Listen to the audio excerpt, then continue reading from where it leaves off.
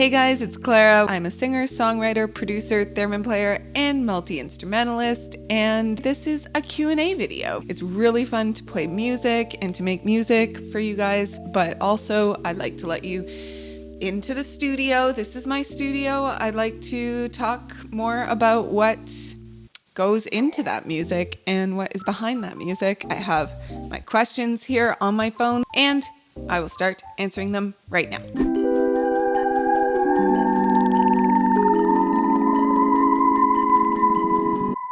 So my questions that I get asked typically fall into 3 or 4 categories. I get questions about the theremin, which is this instrument here, the only instrument in the world that you play without touching it, using your energy and intentions to make music out of thin air. It's pretty rare, pretty obscure. You might not have heard of it. You might have heard of it. That might be how you found my channel.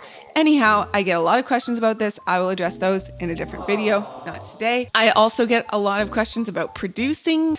That is what we're going to talk about today. If that's something you're interested in, stick around. If not, maybe I can get you interested in it, because producing is awesome. It's like music DIY.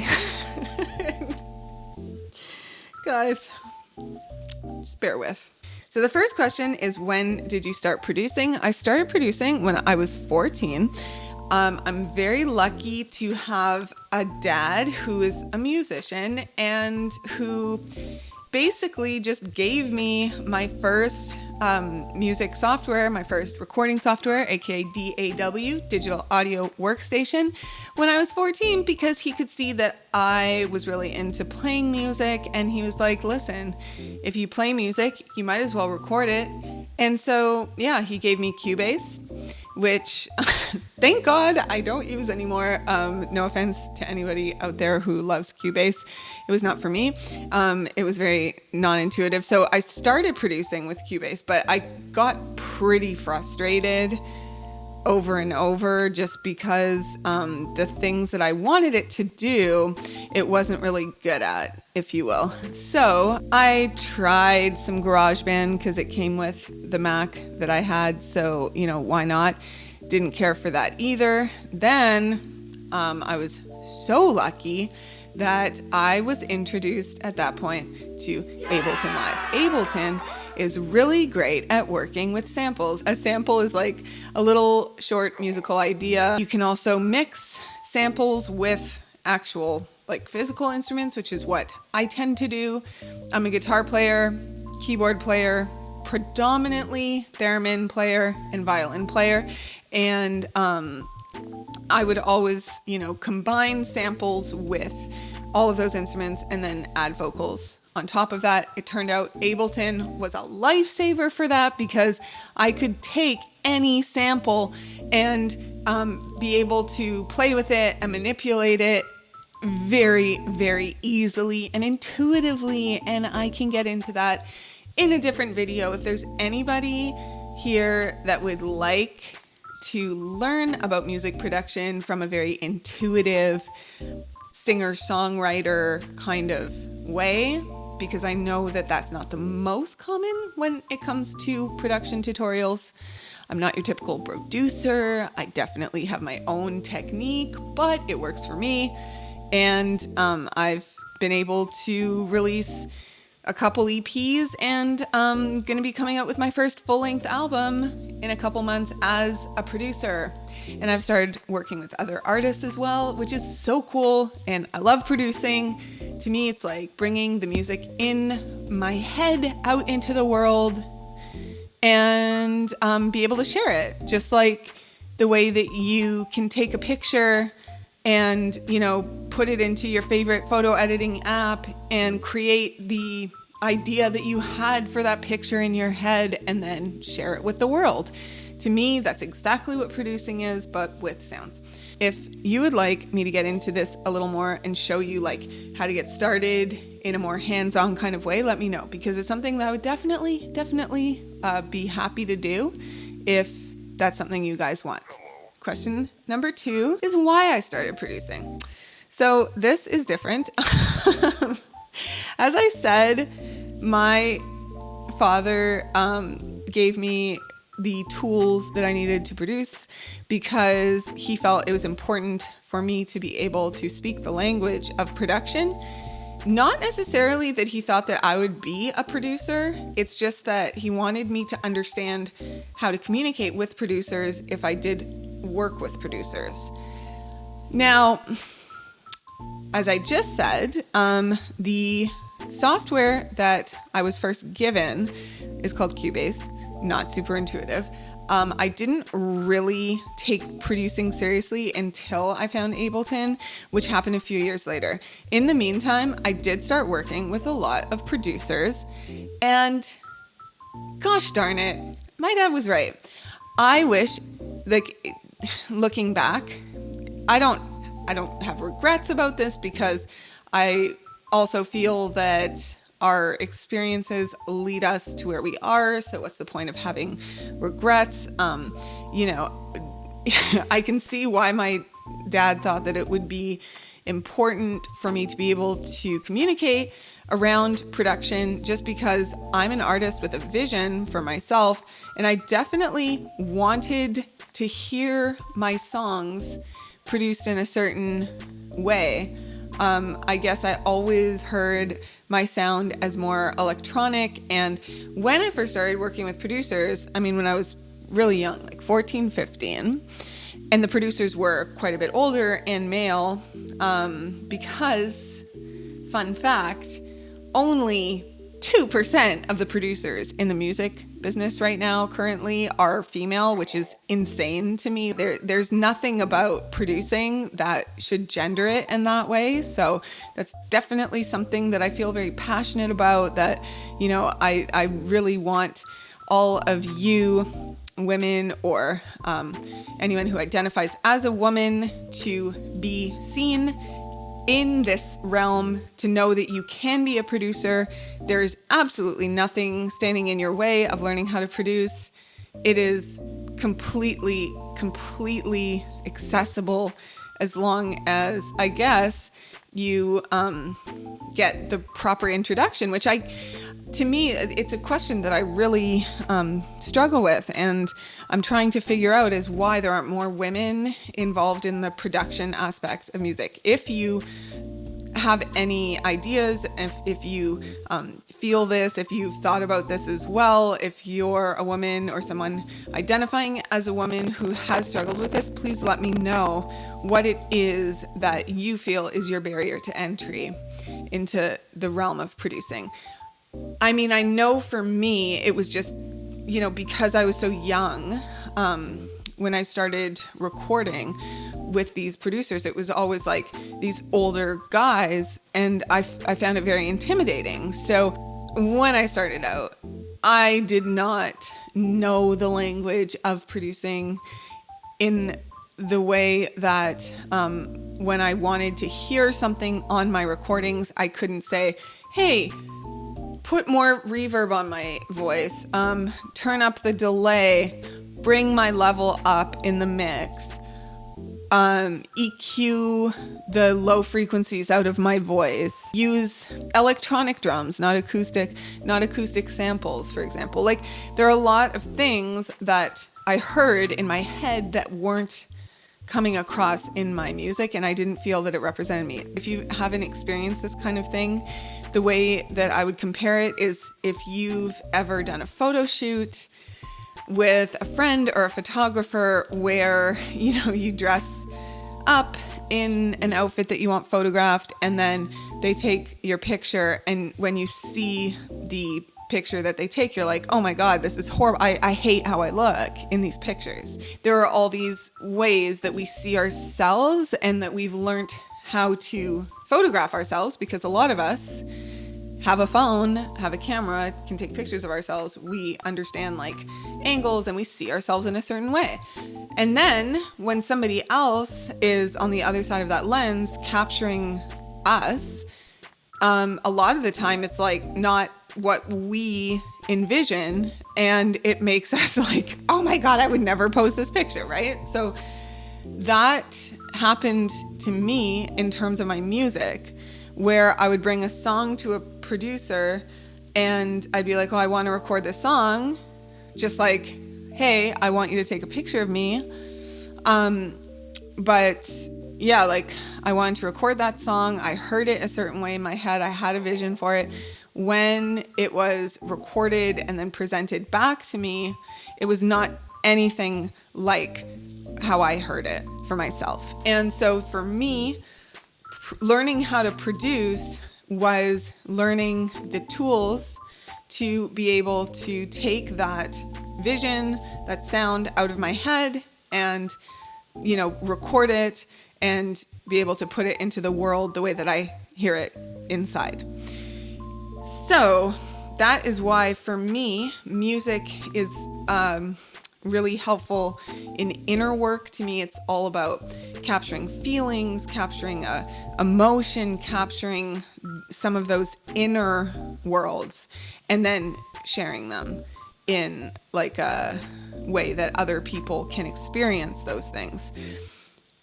As opposed to, you know, taking pictures or, you know, doing visual things, which I totally love. So I'm not valuing one over the other. I just think it's really cool to be able to do both, to be able to share your inner world as well as your outer world, if that makes sense. All of those things were ultimately what led me to, you know, empower myself to take on the means of production and be able to, you know, create my own sound. And it was hard. It was a lot of experimentation. I was so lucky that I had some incredible teachers and mentors, and I sought out those experiences, and I shadowed producers, and I sat in studios and watched what people did. And I'm not saying it's easy. I definitely think that anyone, you know, if what you want is to be able to record your band, record your songs in a way that you can, you know, put them on YouTube or share them and they'll sound good, you can learn how to do that pretty easily. I'm a very ambitious person. The sonic landscape that I wanted to capture was very, very vast and has a lot of topography. That's the way that I am. So it took me a bit longer to figure out how to, you know, use all the different sound design tools and to be able to like do this thing. But like I said, my vision was a certain way. I think it depends on what you want to do. It definitely doesn't have to be like as intense an experience for everybody as I made it. But, you know, that's me. So I literally would recommend to every single person out there, if you make music, even if you think you don't, learn how to produce. It is so much fun. I mean, in the same way that you would learn how to edit a photo or draw a picture, to me, it's just in our society, we tend to value the visual so much. And a lot of our sharing sites and social media and all of that are very visual. So, you know, we forget about the auditory, but it's so important because, you know, I've been studying this now during COVID. I guess one of my big projects during this Panera has been to research the effects of music on our body, on our brain, on our emotions, on our moods.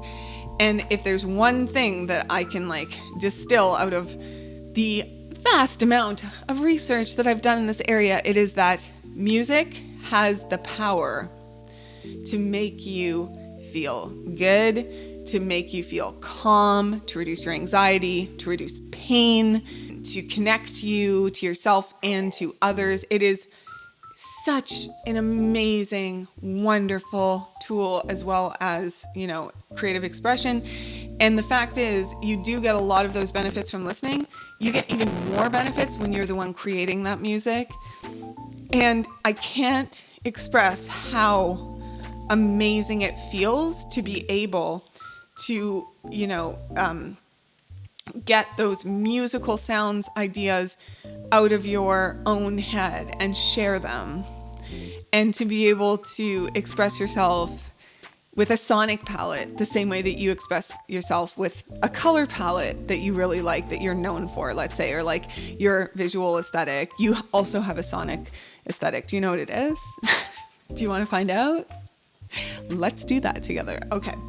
So that was the second question. Okay. What do you recommend for starting to produce? So, if you want to get into producing, the first thing that you'll need is a DAW, digital audio workstation. I recommend starting with a laptop.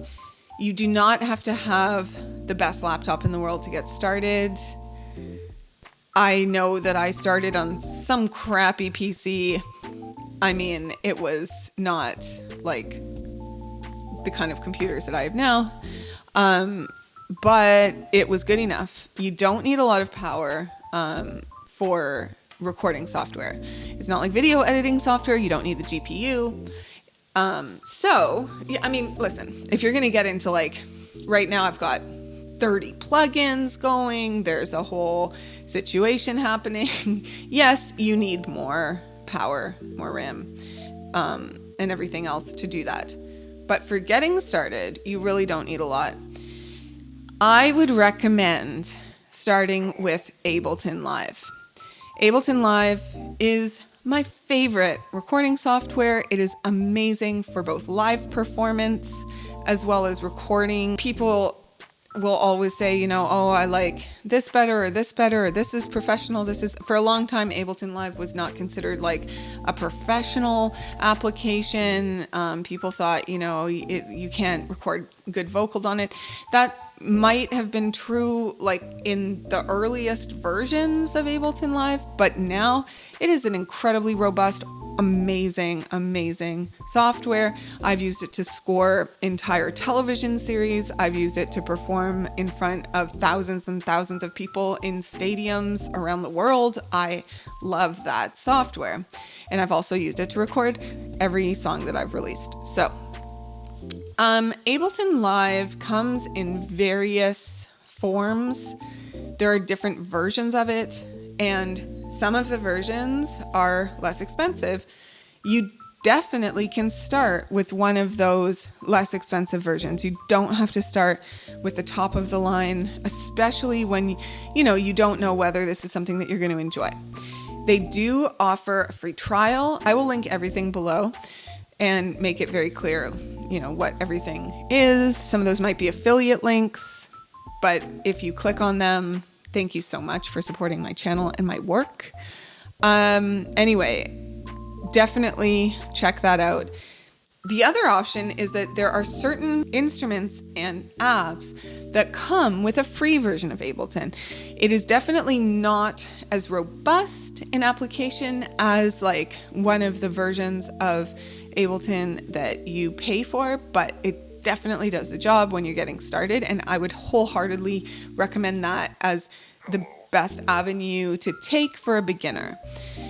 So with your copy of Ableton, let's say you only had that copy of Ableton and a laptop. Already you can start making music. Isn't that awesome? Yes, you can. You don't need anything else. And now that I'm talking about it, I really want to share some beginner lessons so that I can show you how easy and cool it is to get started. If you want to connect an instrument to Ableton, for example, if you play guitar and you want to record your guitar, if you play the theremin and you want to record your theremin, if you want to record your vocals using a microphone, because you can actually get started using a built-in microphone on your computer.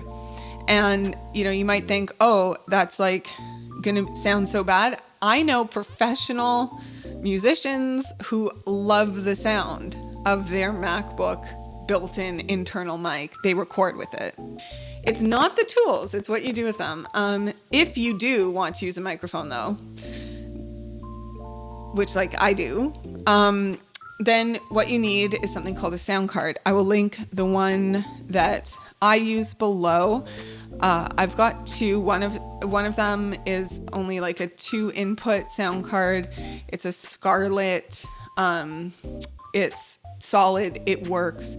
It's super good for, portability and everything. It's tiny. It's not expensive in comparison to other sound cards. So that's one that I love as my basic little portable traveling sound card. Again, I've used it to do really large scale projects and shows, so I'm not saying that it isn't capable of that, but it is small. I also use a Motu 828, and that has a lot more inputs. I think it's got like 10. So that's great for me. In terms of like, if I'm doing a show where I'm playing multiple instruments, sometimes I'll have 6 or 7 different instruments, and I will use all of them for a show. I need more input. So it's up to you and what you need. But you'll need a sound card if you want to connect external instruments. Now, if you want to be able to play VSTs or virtual instruments with a keyboard like you're used to and play chords, you will need something like this. I love this MIDI controller. Again, it's super portable. You can get so many options for MIDI controllers. MIDI is a kind of musical notation that computers understand, but essentially it's like if I connect my MIDI controller to an electric piano in Ableton and I press these notes, I'll be playing electric piano. If I use a string ensemble plugin in Ableton and I play these notes, I'm playing a string ensemble. It's super versatile, super awesome. It's a whole world of fun.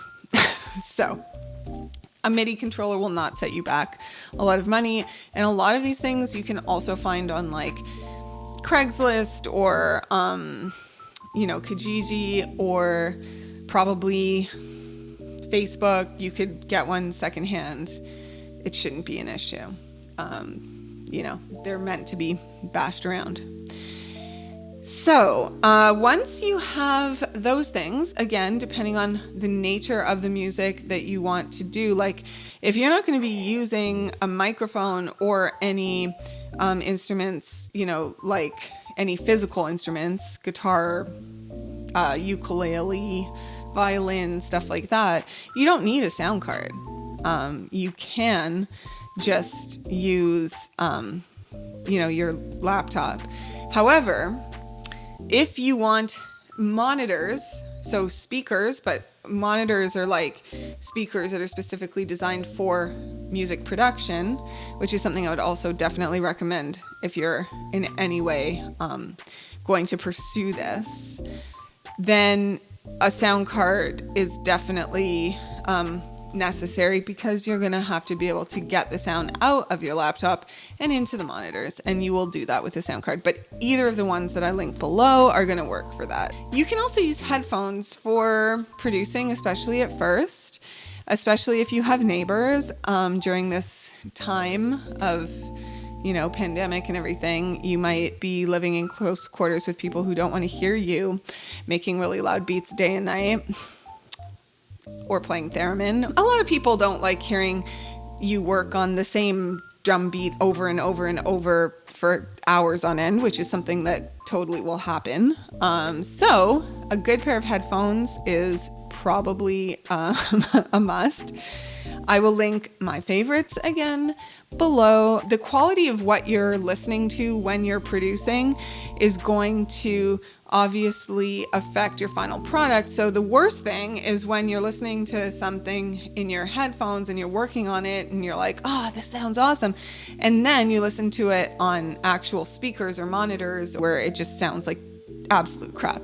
So, it's very disheartening. So then again, a lot of people do recommend, like a lot of professional mixers and producers, they always recommend listening to your mixes on the worst quality speaker possible, because, if you can get it to sound good on like the shittiest speakers, obviously it's going to sound awesome when you hear it on a good sound system. That's what I'd recommend.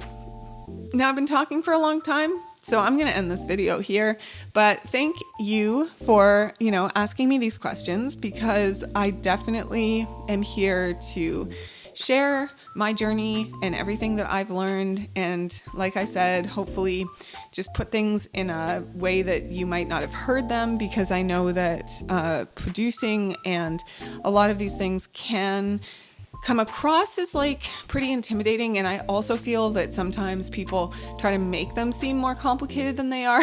But honestly, it's not that hard. It's really not. If you can learn how to use Instagram, if you can edit a photo, if you can edit a video, if you can, there's so many things that we do just because it's common and we see other people doing them, that it really is the same. Like if you can do that, you can produce a song. You can. So it's just a matter of like seeing it done. And I honestly think that like you need to vibe with the person who's teaching you, and a lot of the tutorials and the way that people teach producing online is finding your snare sound, and that's fine, down the line those things are great, but like to start out, the important thing is to just get the ideas out of your head and out of your body and onto a screen, and at that point you can start to play with them and experiment and figure out what your sound is. You might not even know, and it's a great thing to do on your own when you're getting started, because you can figure out the kinds of sounds that you like. And even if you're not great at it right away, which you won't be, but you might be. I mean, chances are you're not going to start out as like a great producer, but you will, by practicing, be able to figure out what your sound is and what sounds resonate with you, and also learn the language of sound. And so even if you're not going to be a producer, you'll be able to communicate with the people that you end up working with in a way that will get you respect and taken seriously. And if at that point the people won't, address your concerns or try things out for you, you can walk away and work with somebody else who understands your creative vision in a way that, if you don't understand this language, you're just going to end up second guessing yourself and will allow yourself to be silenced. At least that's what happened to me. And now that'll never happen again. So with that, I'm going to end this video. Thank you for hanging out with me. If you're not subscribed, please subscribe. Ask me any questions that you have below for an upcoming video. Also, if you have any requests, if you have any songs that you think would sound cool on the theremin, let me know.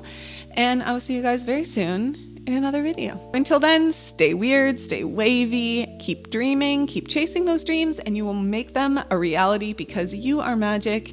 You do have the magic inside you. I can hear it, I can see it, and I believe in you. Bye.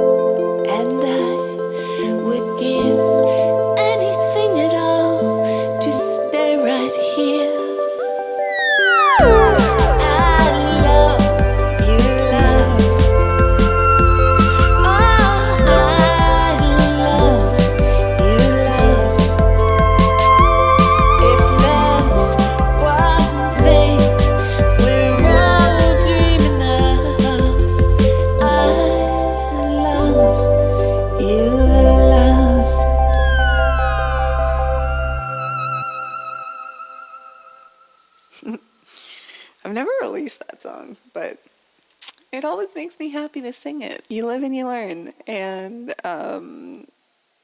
I don't actually mind my old songs. I think they're kind of cute. I hope you enjoyed this video. I'll see you guys in the next one. Bye.